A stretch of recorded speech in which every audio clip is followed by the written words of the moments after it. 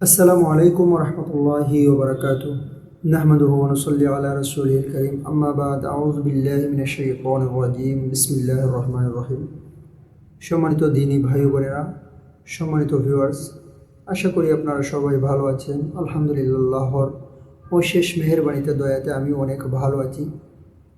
Viewers, আজকে নতুন আরেকটি দোয়ার ভিডিও নিয়ে আপনাদের মধ্যে হাজির হলাম। অবশ্যই আপনারা ভিডিওর থাম্বনেল থেকে বুঝে গেছেন আজকের ভিডিওটি কী নিয়ে হবে।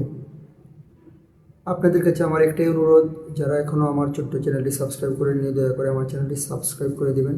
এরকম নিত্য নতুন দোয়ার ভিডিও পেতে আমার চ্যানেলের সঙ্গেই থাকবেন। ভিউয়ার্স, চলুন দেরি না করে আমরা সেই দোয়াটি জেনে নিই। আজকে আমরা জানবো সমস্ত পেরেশানি, অর্থাৎ পেরেশানি দূর করার জন্য যে এই দোয়াটি পাঠ করবেন। হাদিসের মধ্যে এসেছে, হযরত আবু দারদা রাদিয়াল্লাহু তাআলা আনহু থেকে বর্ণিত, তিনি বলেন, যে ব্যক্তি এই দোয়াটি সকালে 7 বার পাঠ করবে, অর্থাৎ সকালে এই দোয়াটি 7 বার পাঠ করবে এবং বিকালে 7 বার পড়বে, তার দুনিয়া ও আখিরাতের সকল চিন্তা ভাবনার জন্য আল্লাহ যথেষ্ট হয়ে যাবেন। অর্থাৎ সকালে 7 বার এবং বিকালে 7 বার।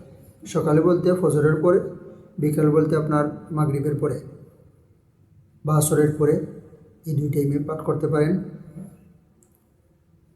চলুন আমরা সেই দোয়াটি জেনে নিই। সেই দোয়াটি হলো, হাসবি আল্লাহু লা ইলাহা ইল্লাহু আলাইহি তাওয়াক্কালতু ওয়া হুয়া রাব্বুল আরশিল আযীম।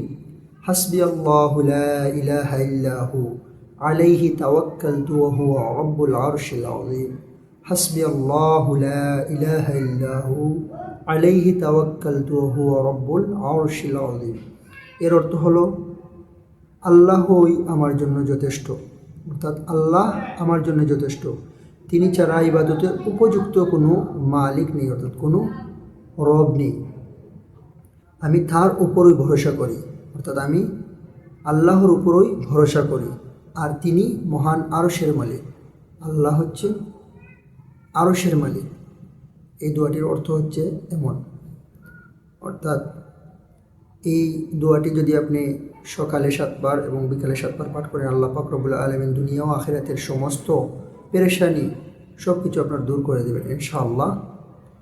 তো ভিউয়ার্স, আপনারা এই দোয়াটি শিখে নেবেন, ইনশাআল্লাহ আমল করার চেষ্টা করবেন। তো আজকের ভিডিওটি এই পর্যন্তই। ইনশাআল্লাহ দেখা হবে পরবর্তী ভিডিওতে। সেই পর্যন্ত ভালো থাকুন, সুস্থ থাকুন। আসসালামু আলাইকুম ওয়া রাহমাতুল্লাহি ওয়া বারাকাতুহু।